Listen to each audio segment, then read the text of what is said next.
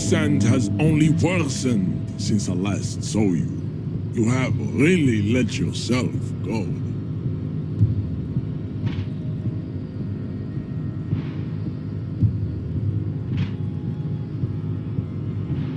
I think this racist is better than the last, but the next racist will be the really good one. That will be the...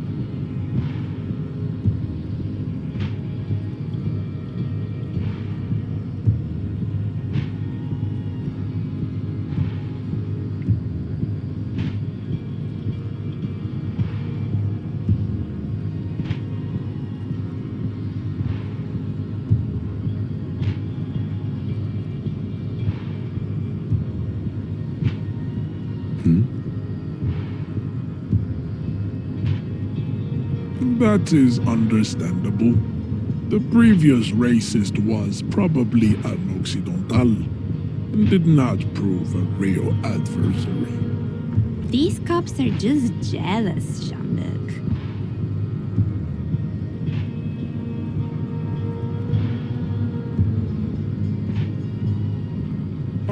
Don't be vulgar. White or not has got little to do with this. The race enigma runs much deeper than that. Mr. Claire is a man of vision and means. He has the will to confront international capital. Something your race, naivistic communists, never did. He looks toward the harbor, motionless, the tattoos on his face like a web of stone.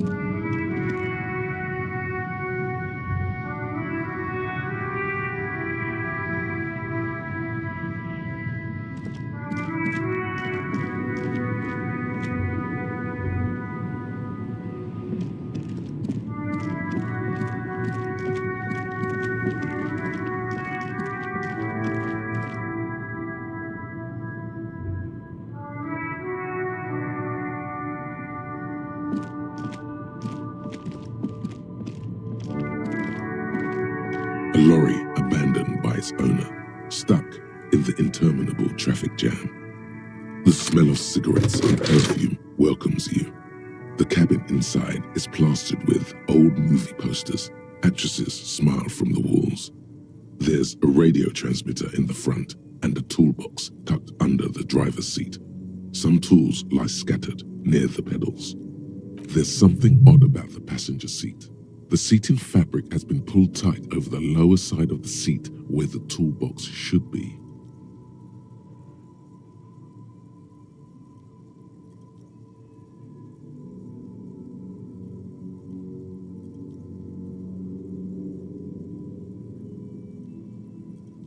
Voila, a stack of neatly folded papers has been stashed behind the seating fabric.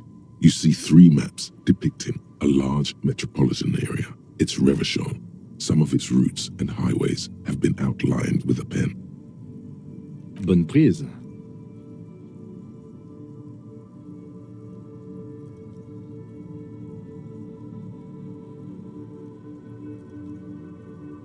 This large map displays the elevated motorway called 881. The intake leading to Martinez is marked with a blue X. There's another X on the off-ramp at a place called the Old South.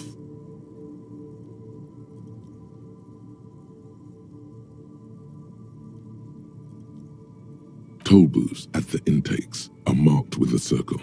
It looks like there are scant few ways of getting onto the elevated motorway that runs over Jamrock, and this person knows them all.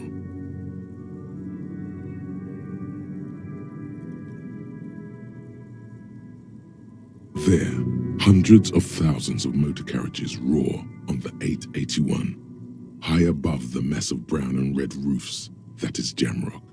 The commuters don't even look down. The world ceases to exist outside the windshield.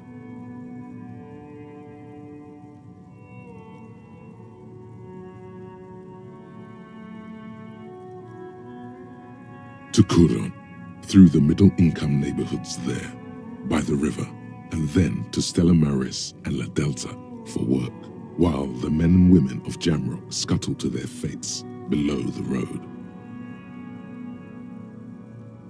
This municipal map from the 30s displays a complex system of storm sewers underneath a sub-district called the Pox, old military hospital, right adjacent to the 41st precinct. No storm will ever drown Revachol, the great solution to the riddle of history. The final map displays a labyrinth of service tunnels left over from the construction of Motorway 881. A few routes have been marked with a pen, where the tunnels and sewers surface near the eminent domain and a traffic island in central Jamrock by the lake. These service tunnels were probably used during the construction of the foundation beneath the motorway. Looks like the smugglers have infiltrated the road network belonging to East Motor Tract. So it would seem. The RCM patrols most of these auxiliary roads, though apparently not all of them. Hard to say. This distribution network looks certainly large, yet still vague enough. It doesn't reveal much about the Besmerti behind it.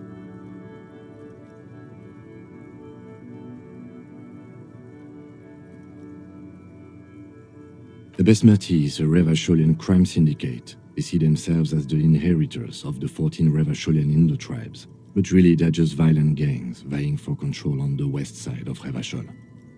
With cool names like La Puta Madre and Ahura Mazda, it's a dark parody. It's definitely not the Union. They just do some logistics. This operation has spread everywhere in Jamrock. If it's that widespread, then Madre remains the most likely suspect. Here's bad news. There have been attempts at a serious investigation before, but they haven't ended well for those involved.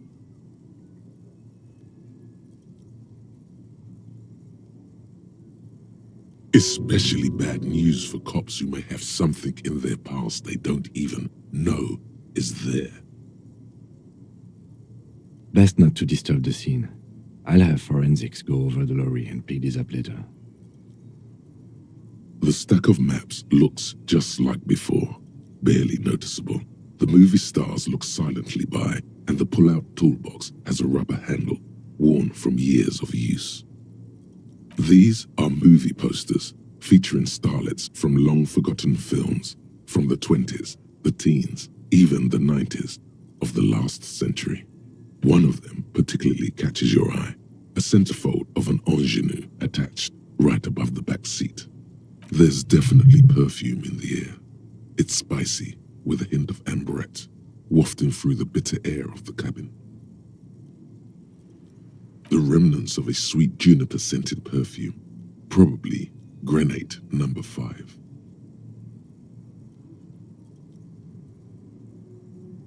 The actress is draped in a sheath dress, one of her shoulders bared. The faded remains of an autograph run across the poster, She's looking past the camera. Wait, doesn't she resemble someone you know? But you can't put your finger on whom exactly. This is Tijon, a starlet from the dawn of cinematography, less known for her talent than her tragic, untimely death.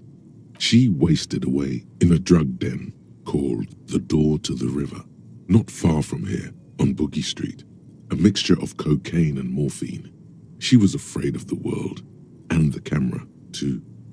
The actresses and the rear actor all smile you a warm goodbye. A radio transmitter looks like the frequency dial is absent. It requires a key to work, but the key has been removed. Like Strange. There are so many radio stations saved here. Must be over 100 at least.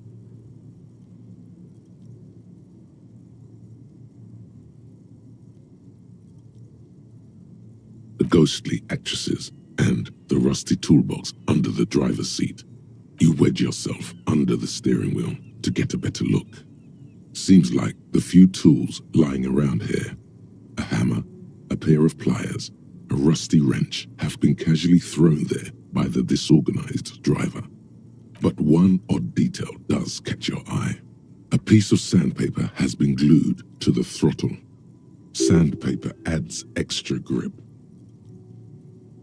The movie stars are still smiling from the walls, but there's something strange about the passenger seat. The radio transmitter sits on the center console, and the pull-out toolbox lies hidden under the metallic drawer slides out from the seat. It's empty, except it's an issue of Petit Ferique from last Wednesday. A piece of paper falls out from its pages. It looks like an article ripped out from a radio enthusiast magazine. Complex mathematical equations explain the basics of something called the Ulan frequency system. The Ulan frequency system? I've never heard of that before. I know of... The pull-out toolbox slides back into its nest. You close the rusty old lorry door.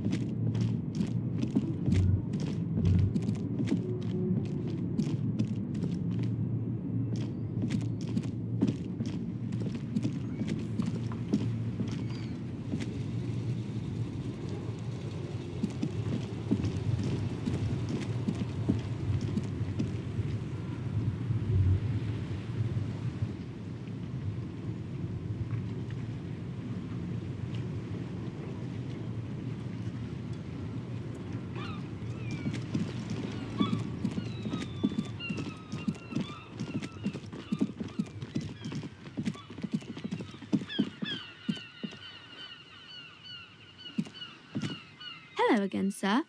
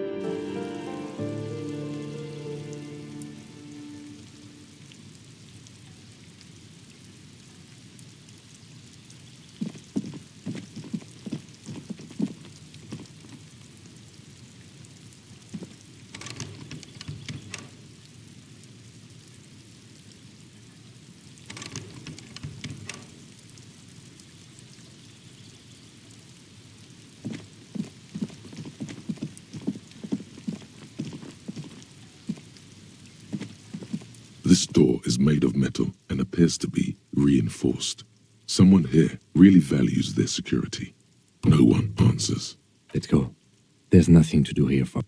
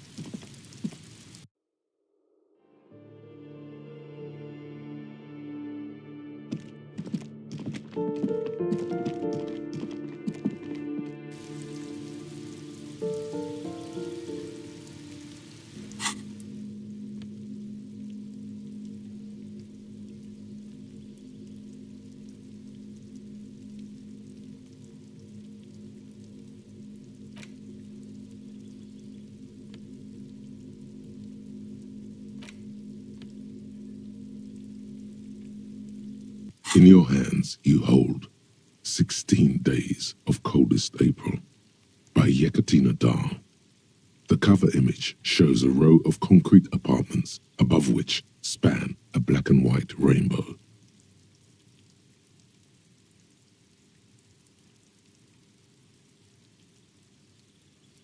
Indeed, the book is unusually heavy in your hands, as though the cover were lined with lead. It would do that in Grad.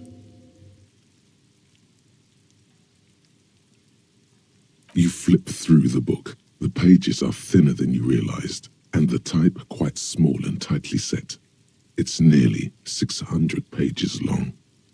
Real art is dense and difficult. If it didn't feel like you had to wrestle a suicidal bear to get through it, you weren't really reading.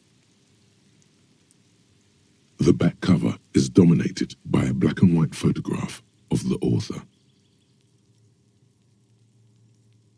She can't be much older than her mid-30s in this photograph, and yet, from this cover, the eyes of a sad old woman stare back at you.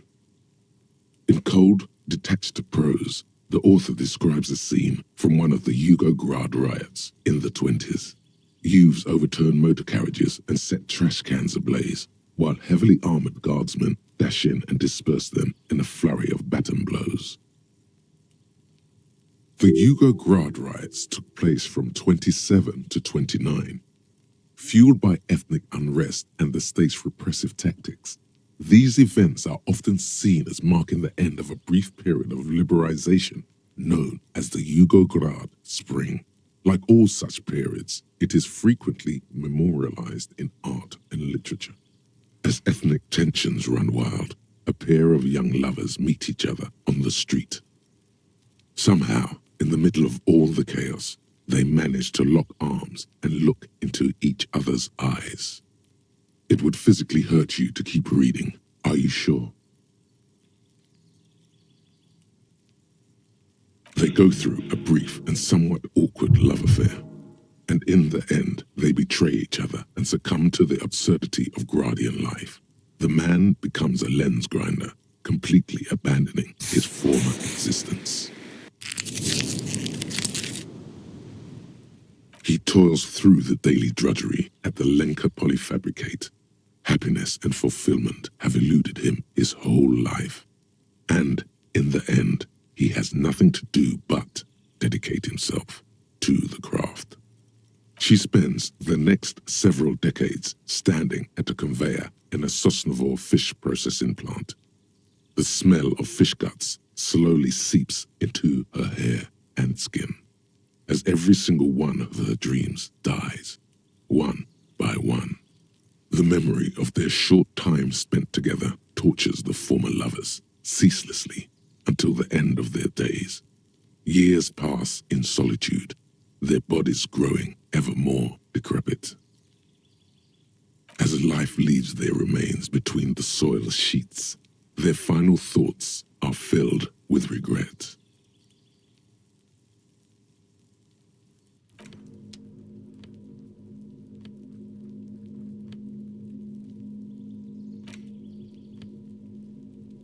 A cockatoo is a parrot with an erectile crest, found on the Seminole Islands and in southern Fas a la Mer. Known for their intelligence and general precociousness, cockatoos are popular birds in aviculture. However, they often exhibit various behavioral issues.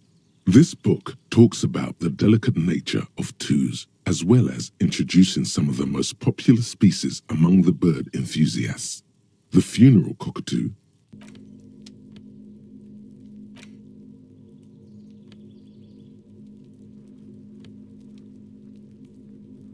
medicinal purposes of the pearl. The cover of this heavy tome features a number of esoteric symbols.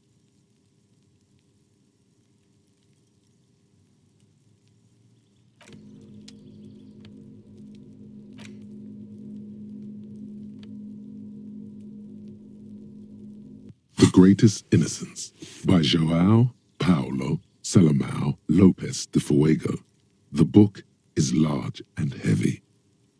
Browsing through the book again, you still have trouble understanding the torrent of information. It only seems to add to the confused jumble of facts inside your brain. Your educational survey is done. Did you catch any of that? No. Oh well, it's pop quiz time. Let's see what you've learned. This might take a few minutes. You ready? Probably for the best. It wasn't looking too good for you anyway.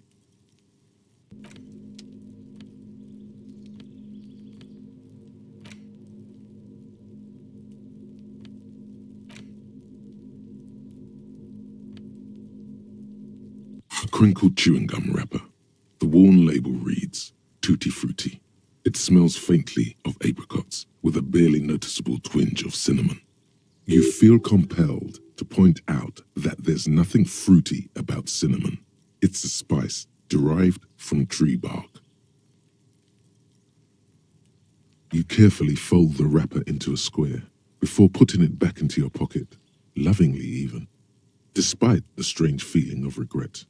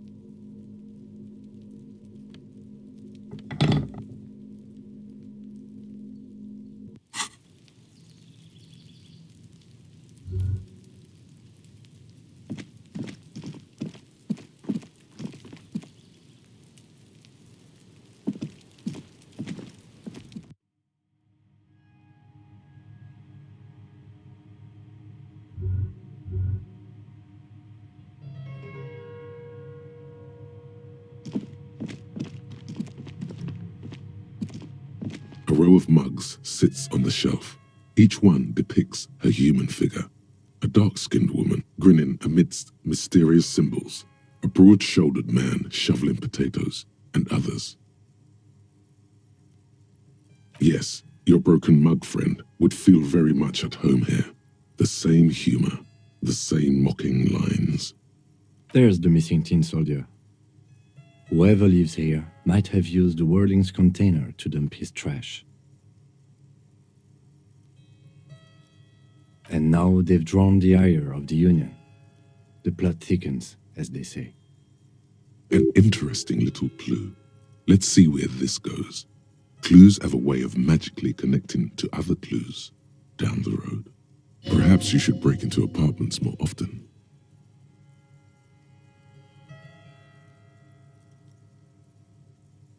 A little ring. Though cheerful, the images on the ceramic make you vaguely uncomfortable. The images betray a lack of interest in human beings. They are merely unflattering caricatures.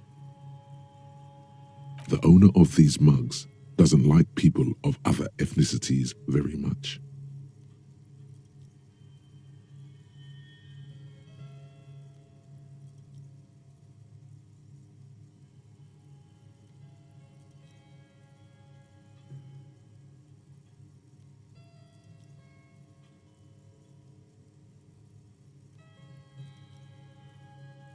This person is unhappy. The lieutenant picks up one of the mugs, then puts it back down with a look of disdain. I'm beginning to feel better about breaking into this man's apartment. Who knows? I'm not expecting too much from this clothes in the trash lead either way. It might turn out to be some random local matter, but still, a nice coincidence. You could ask Everard who this person is once you're done here.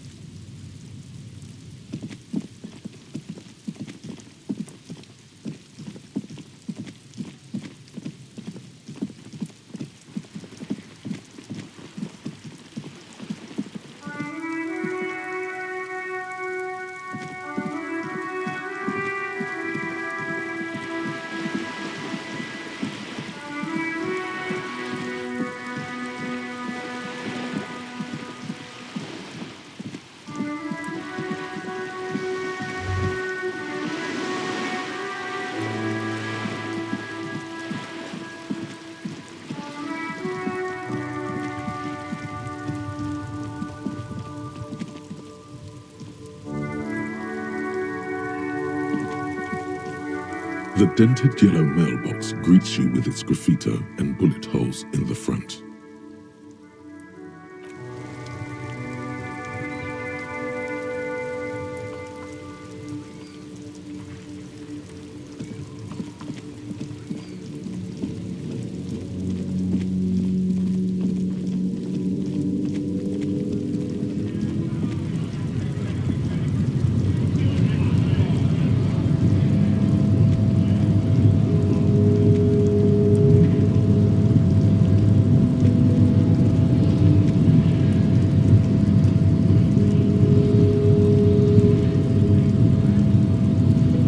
Race descent has only worsened since I last saw you. You have really let yourself go.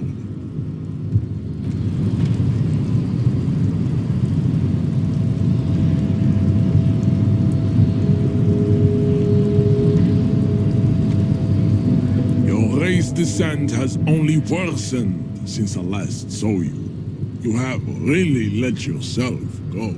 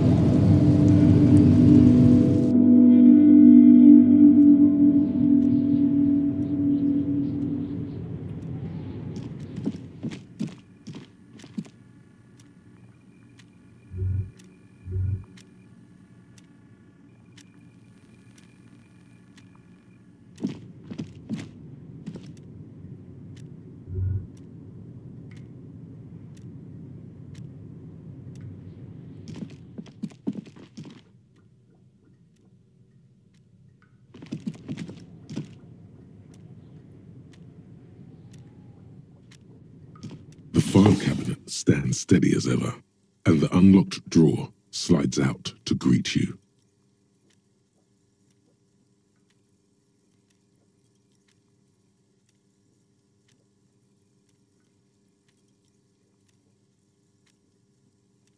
The drawer slides shut smoothly.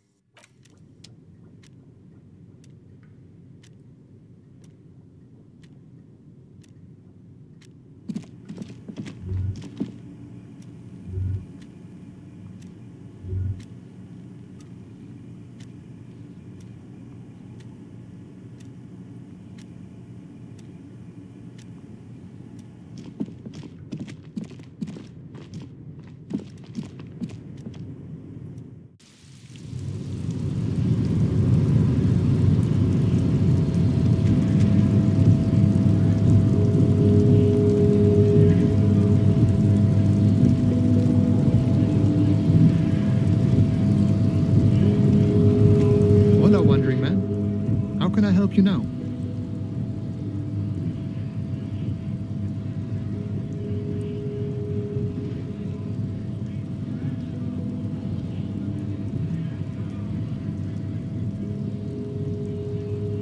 Call me mañana. I'm just... Mañana sounds like a Mesk word, but he doesn't actually... Not a given name for certain. It's a taken name. The kind for artists or criminals or revolutionaries and the sort. An alias, a nom de guerre.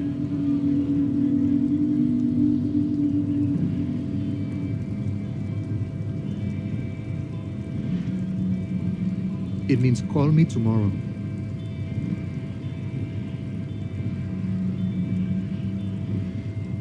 Plenty to go around.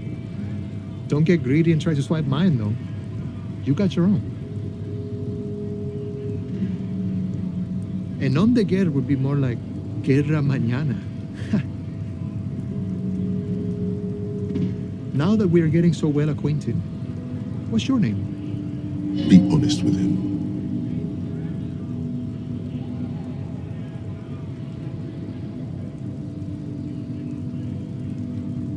Wow, this is major. You're like a man born anew. Okay, so if you can't find it, maybe make up a new one?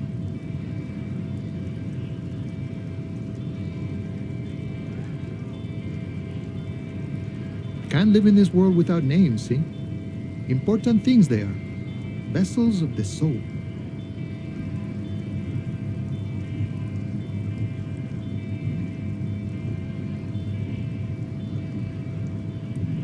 More a poetic thing. Any attempt to formulate a grand unified theory about it ends in the stupidest shit imaginable. Doesn't make it less true, though.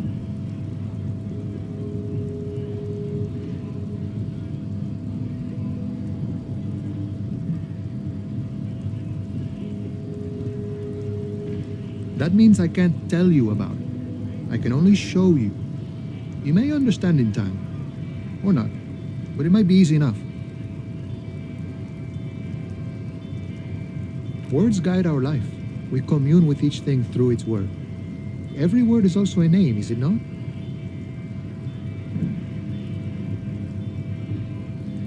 The man whispers a jaunty tune. A coastal breeze ruffles his hair.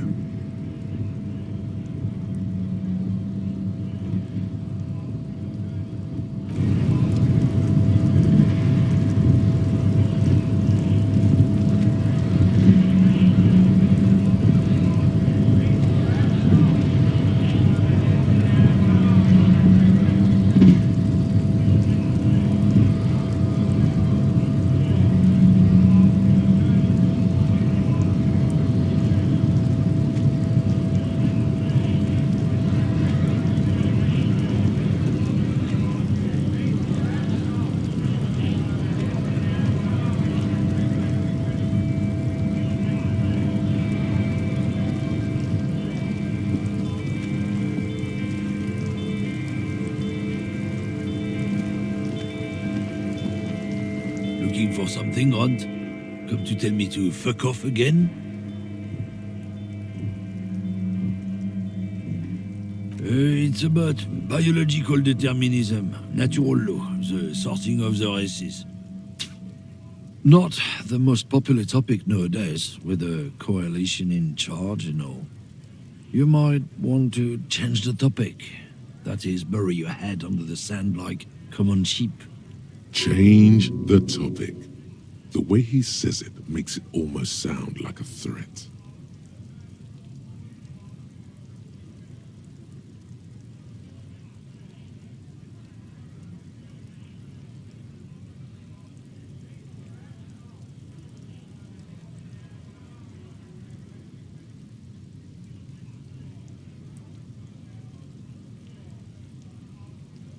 People who've studied these things say that you and... Oh? Go right ahead. Lieutenant Kitsaragi's stern expression remains unchanged, but you sense something there. Not a lot of moral fiber on this one yet, he thinks, wriggled out of it. Oh yeah, they're a big deal. My great-grandfather was a carter, had a royal license and everything. We've tried to hold on to our privileges. Someone with a cart. What did you think it was? That's how deep into history our thing reaches, before machines. Sure fucking is. We have a guild and everything, huh? Very ancient, very prestigious. Goddamn right. They've been trying to fuck us out of our heritage in the name of profit. But when they try to replace us, they'll regret it. Trusting street thugs with their goods is going to fuck them right up the ass. Mark my words. Generations of practice ain't no laughing matter.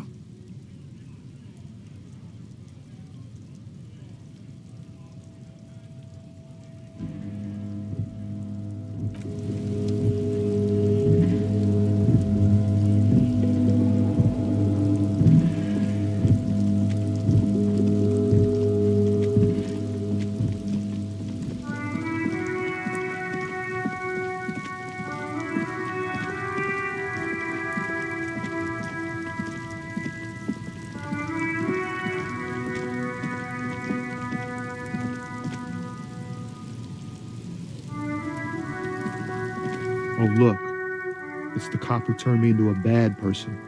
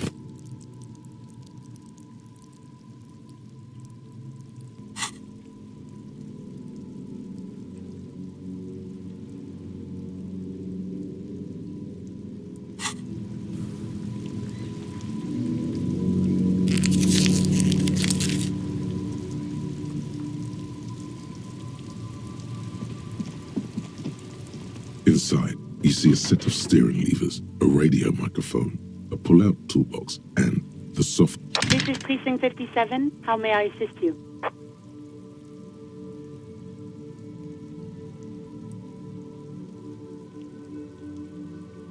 Just a second, officer.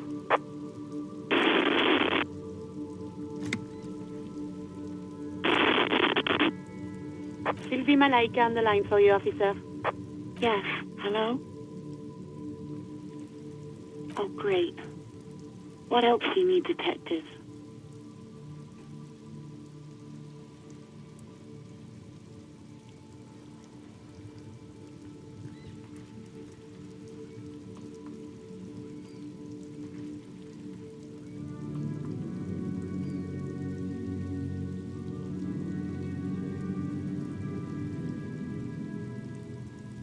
You mean, why did I leave the bar? Honestly, I'm not really comfortable discussing it with you, sir. Why not?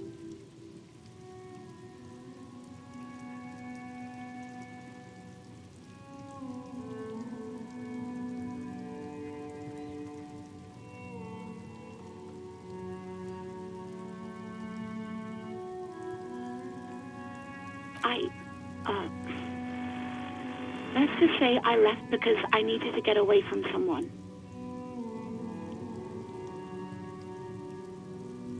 What? No, why would you even think that?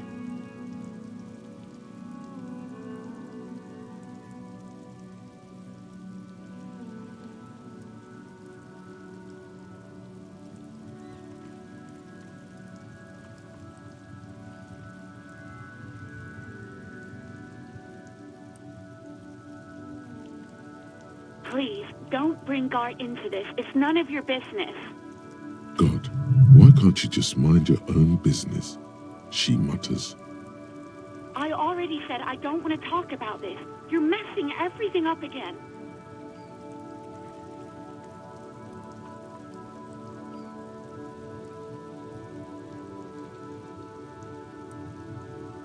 Please, no. Not this again. Everyone saw your cool gun, detective. You were trying to impress some people with it. Everyone was eating, and... Sounds like it's going to be bad. Do you really want to know? You were waving it around in everyone's face, begging them to describe it. You said it calms you, and then you started making suicide jokes. It got pretty graphic. Oh, those again. I have been trying to wean you off them. You know, when you put your gun, your actual gun, on your temple and pretend to shoot your brains out, off of that, people don't like that. I remember this.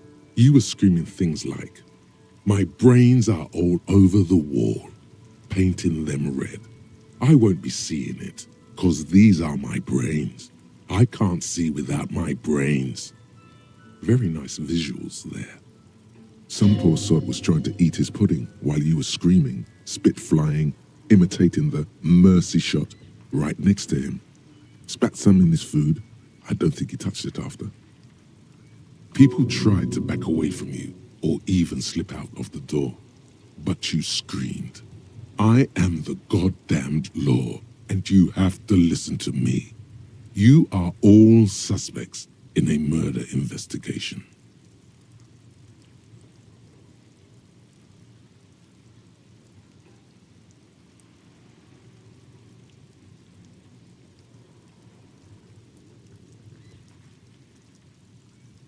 There is silence on the other end of the line. Me neither.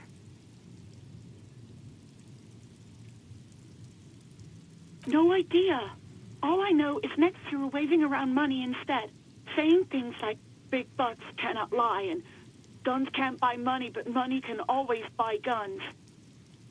It almost looked like you pawned it, but believe me, I did not ask. Yes, I know who you are. You're a police officer. The law. This exact conversation has happened before. Establishing authority before this young girl seems to have been important to you in the past. Don't go there again.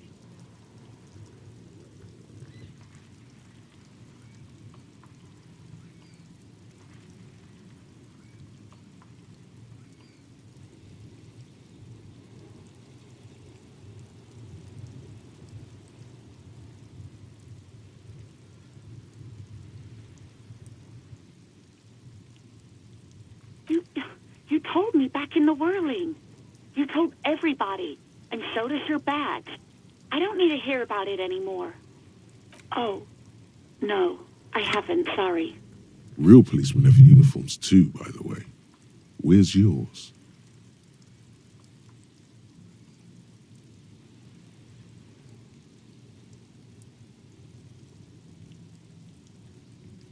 He's in plain clothes, voluntarily.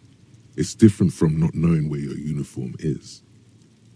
There are officers who wear the signature Perseus black uniforms to the highest ranks in the RCM and end up buried in them as well. Others do it more casually. Looks like you're one of them.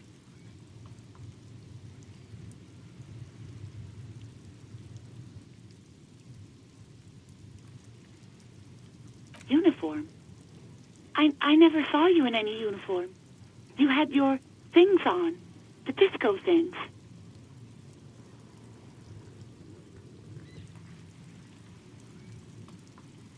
Well, you tried to jam it down the toilet, sir, clogging it completely. After I had unclogged the toilet and retrieved the paperwork, I threw it out in the trash, thinking you didn't need it. I am sorry about that. Anything else, Detective? No, absolutely not.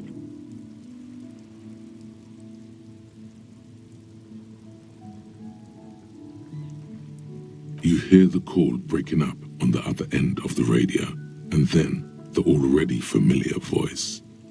Anything else I can help you with, officer?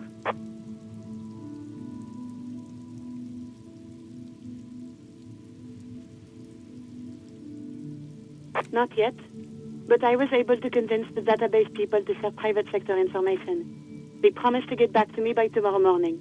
57th, over and out. In the cabin, you see a set of steering levers, a radio on a hook, a pull-out toolbox, and the...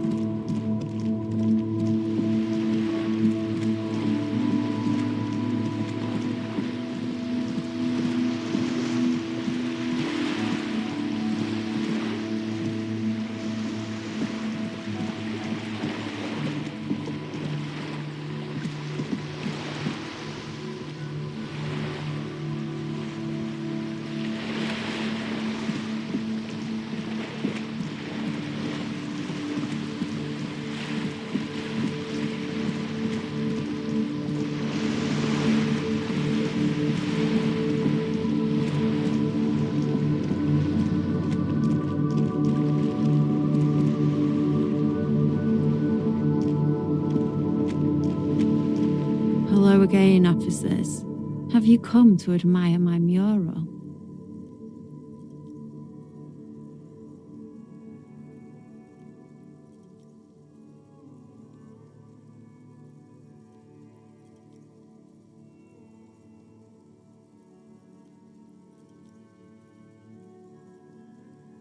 Can't you tell? I'm painting a beautiful mural, an aereo graffitio visible from low orbit. I haven't really started it yet. I'm waiting for the right words.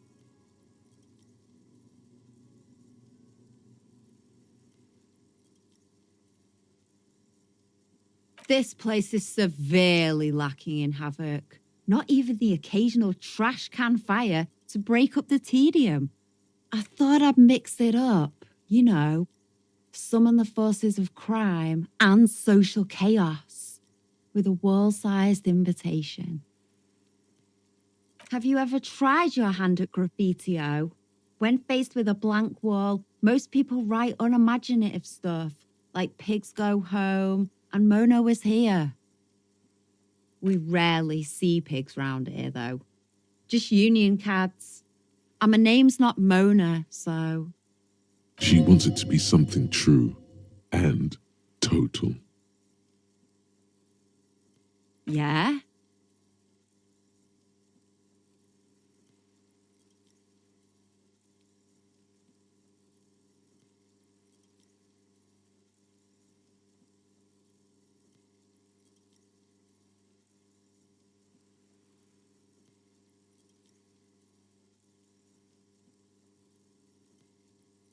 Thanks. I'm sure the inspiration will come to me now that I have an official RCM stamp of approval. She means the opposite. You've lessened her desire to deface the building.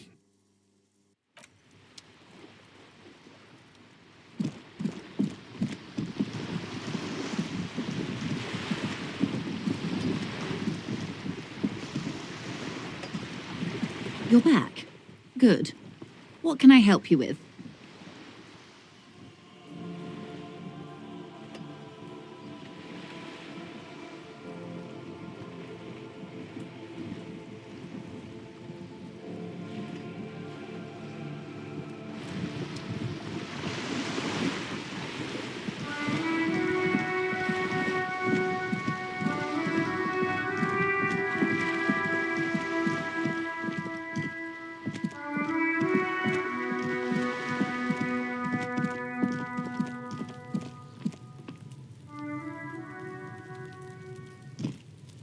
Trying to sneak up on me again! Trying to...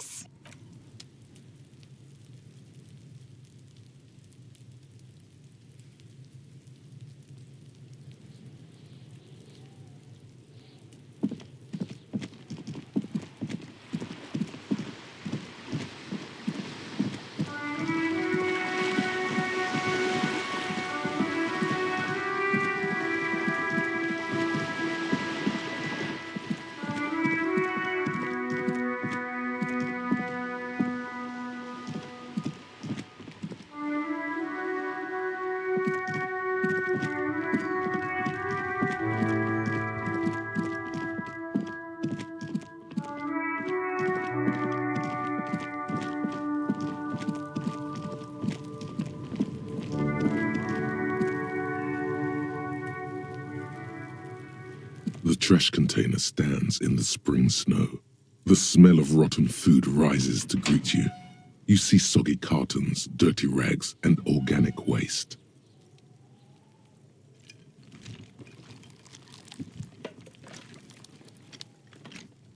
The container sounds a muffled gong.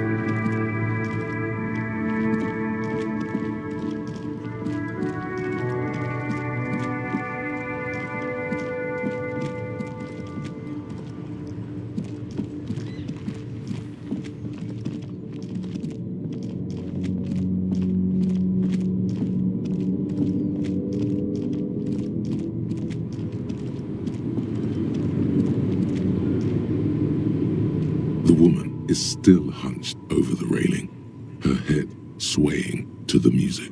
Her Huh? What is it? What do you want?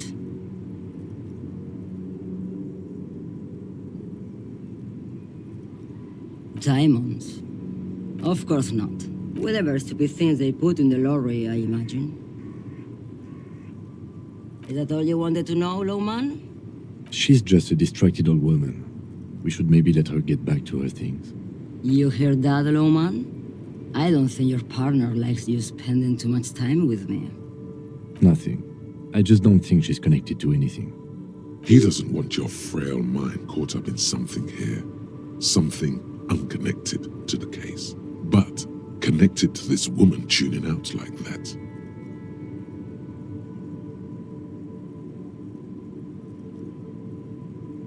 Oh, don't worry about me. I'm one of the best camioners around. I drive routes no one else will. Lomonosov's Land, Udachnaya Zemlya, the Western Plain, the Transcatolia Magistral, you for 1A, Autostradas do Mirador, all the good ones, the deep trenches, where the bluebirds fly. You go right ahead, Loman. Let me know when you find them. I can't wait to read their reports. Is that all you woke me up to say?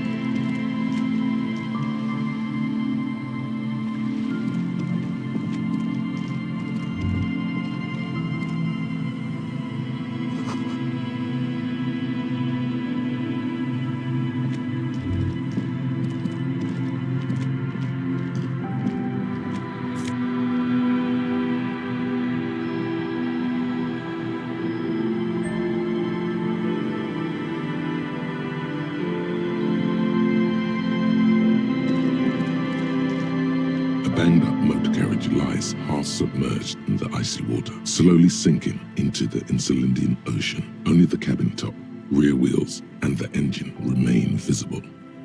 It must be cold and lonely down there, in the icy water. The seawater has already started to corrode the metalworks. Remember the tire tracks in Martinez? This is where they were leading. It appears to be so.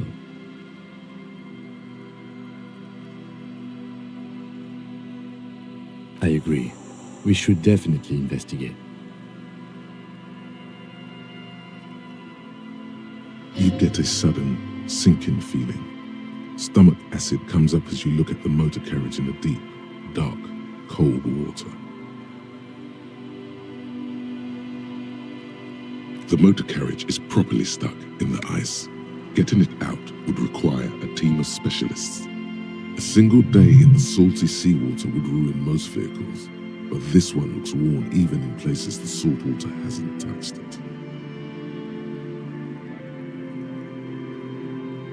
The logo is too deep in the murky water. You can't make it out, but you do see a monkfish float by. The ice hasn't closed around the vehicle yet. My guess is it's been here since last Saturday or Sunday.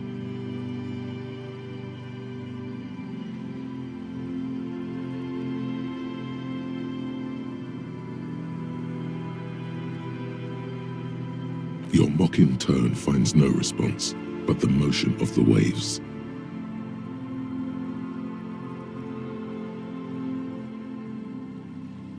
I did not. But I'd say it has been here since last Saturday or Sunday. Your mocking tone finds no response, but the motion of the waves. Yes. Crazy recklessness. I'd say it has been here since last Saturday or Sunday. Your mocking tone finds no response, but the... Yes. Clearly, this is a triumph. Let's wait for the low tide and see what's inside. Great idea. Then we can get the things inside. The joyrider must have left something good inside. Guns, papers, maybe a cool jacket. A joyrider jacket. A joyrider jacket? You feel a strange connection to this joyrider. Maybe he's from some kind of joyriders district and likes blue and white racing livery, like a cop would. I don't know. An hour or two, tops?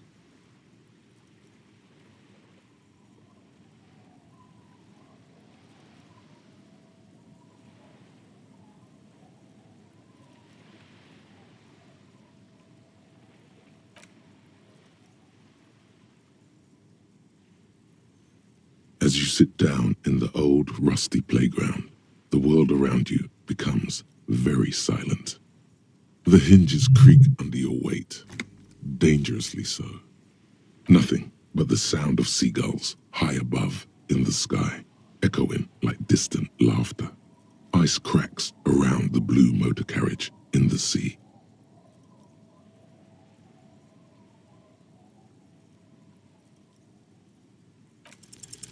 The tune on your lips forms a strange yet undeniably beautiful contrast with the surrounding bleakness. The lieutenant gives you a quick glance, then, still looking straight ahead, he joins you with a higher pitched and slightly more melodic trill. Two birds on a wire, whistling by the seaside, looking at the water and a sunken car. The clouds pass in the sky, and the shadow of the swing moves like the hour hand on a timepiece. 30 minutes have passed. Looks like this might take a while. Time to present a good topic for discussion.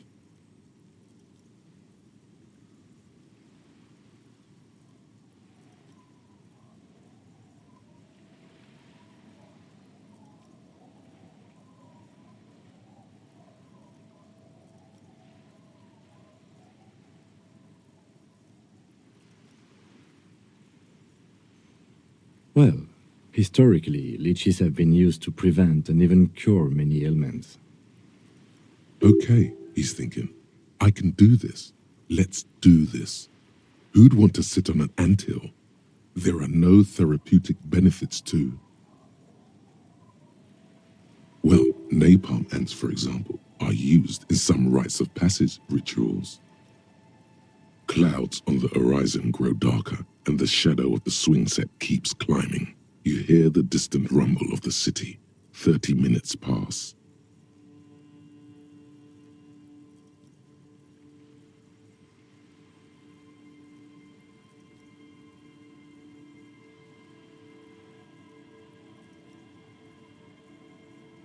Luckily, I am already a member of an independent organization, and therefore do not have to choose between a rock and a hard place.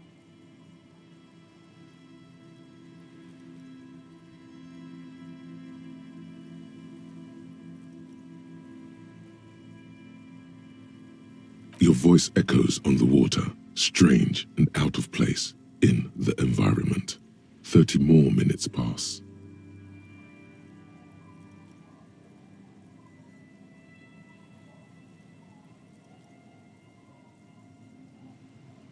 Yes, 41. What do you think it stands for? It's as if he knows what it stands for, but wants you to say it. It's pedagogical. Does he know something about that speed racer?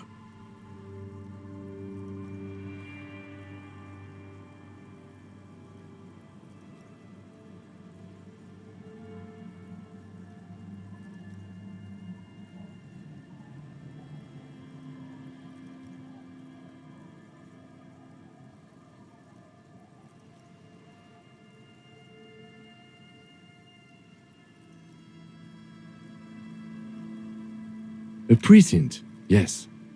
A police precinct. Precinct 41, your precinct. A massive pit opens up in your stomach, and the most terrible feeling comes over you. Oh God, Harry. Oh God, Harry. What did you do? No. Just nope. Say no to this, Harry.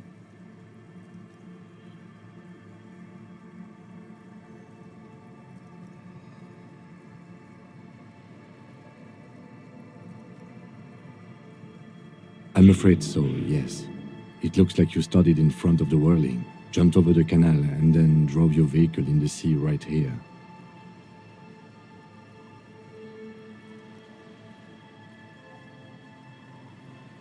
Of whom? I don't think so. If anything, you were probably drunk. Probably. Try definitely.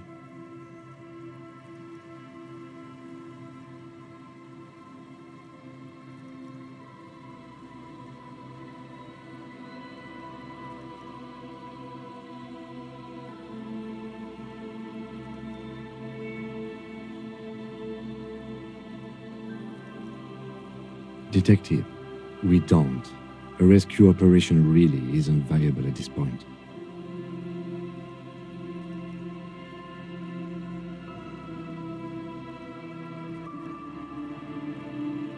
The lieutenant adjusts his glasses and doesn't say anything. There is also a fourth thing you've lost. More precious than the gun, the badge, and the motor carriage combined. Lost forever into the deepest of seas.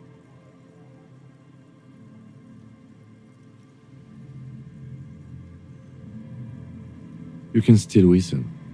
Besides, the night is always darkest before the dawn.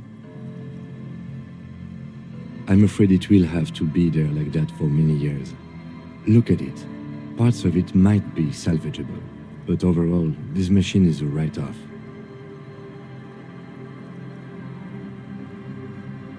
Well, it isn't. It's you. I'm very sorry. People are more valuable than machines. Training a police officer is even more costly. People, yes, but not you.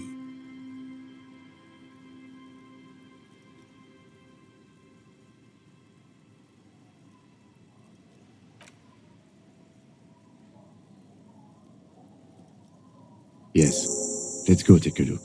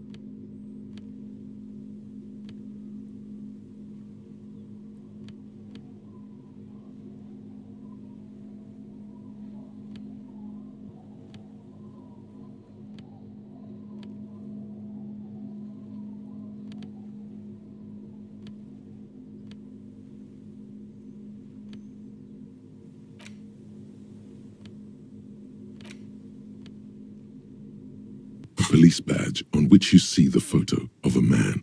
You. Some seaweed is stuck to the back. At least something good came out of all this. Encased between two durable plastic sheets is a bluish card with lines of information and a watermark in the shape of the street grid of Revachol West.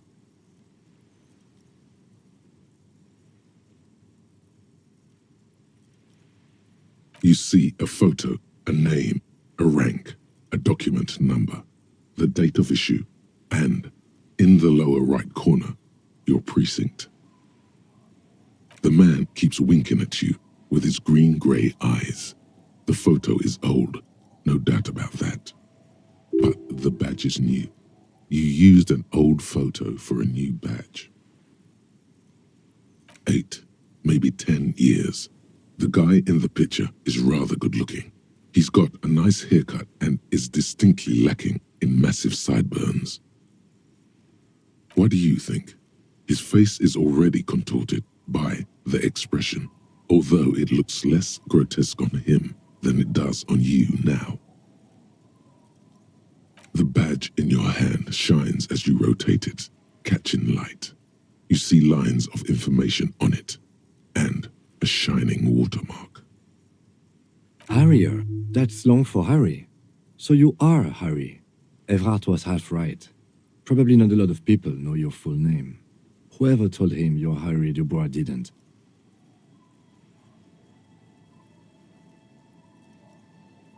It's a wartime name, revolutionary. The kind mothers give their sons during troubled times, like Undying or Boxer or Ironhide. A name like armor.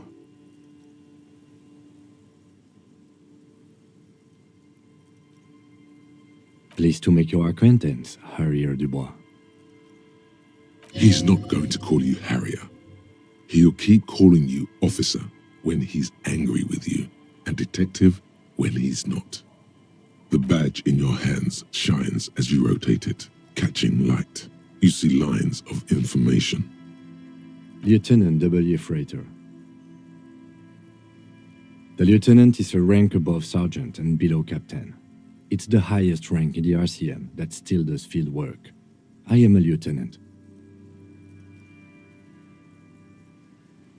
The title of Freighter is added to your rank when you decline a promotion to a higher rank. In your case, captain. You have declined twice, thus you're double Freighter. There are many reasons one would do this. The rank above you in your precinct's décomptage might be taken, or sometimes promoted officers do not want to replace their superiors out of respect. And sometimes they just prefer the type of police work available to their current rank, in your case, lieutenant. Heavy-duty case-solving machine.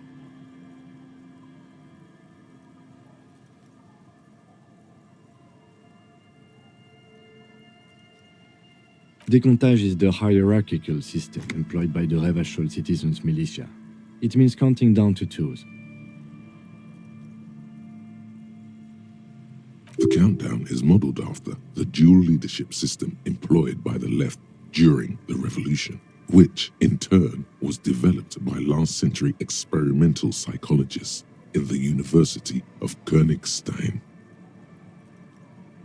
The lowest rank is junior officer, usually teenagers. Then there are the patrol officers, then sergeants, lieutenants, then a captain. That's basically it, except for a few kings. Kings like satellite officers and the additionally freighter rank I already explained. The long and short of it is, you're his superior.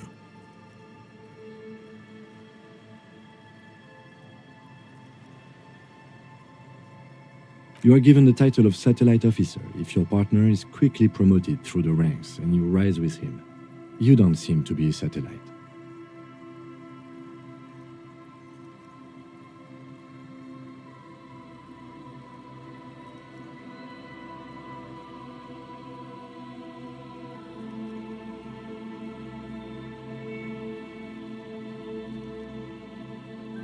No, I've been putting up with you because despite an unconventional approach, you are doing good police work.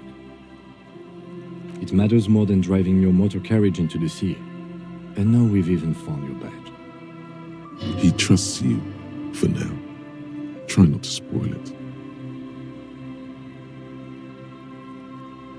Yes, apparently you've had a rather successful career in the past, and this leads me to believe maybe your current situation is only temporary.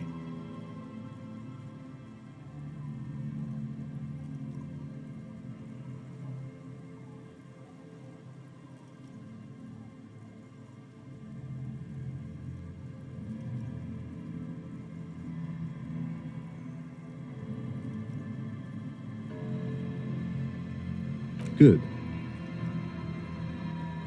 Such a small yet precious thing. Expensive paper caught between thick plastic, like a fly in amber. It reads. That's just the serial number. Revachol, Jamrock, Precinct 41, with some numbers thrown in there for good measure. The numbers are not there for good measure. They have an administrative purpose, one that's unfortunately been erased from your memory. 4 months ago. I'm guessing that's when you were promoted to the rank of Lieutenant W. Freighter. A new badge usually comes with a new rank. You seem to have been doing well then. The case created a lot of edge you have to take off. The death march really gets us going.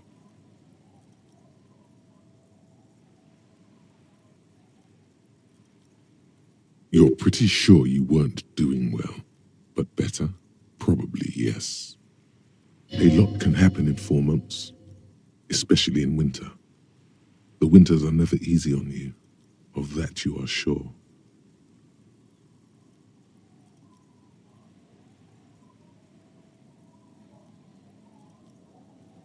I remember that time! That was a good time. We had a good work-drink balance going. What happened, man? Pump it up! Yes, it's the designation of your precinct. 41, like mine says 57. The 57th is mostly industrial harbor, a lot of asphalt. The 41st is... It's a tough station to work in. You have all of Jamrock to cover. That district should have 3 precincts, but money is what it is. It's no wonder you are like you are, he thinks.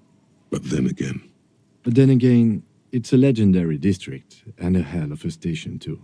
It must be an honor and a curse to work with people like Price, McCoy, Berdiaeva. Roberts, Feuerbach, Dimitri. Suddenly, names from your decomptage flash in your forebrain. And you? Is it an honor to work with you? Don't ask him, ask yourself. The badge in your hand shines as you rotate it, catching light. You see lines of information on it.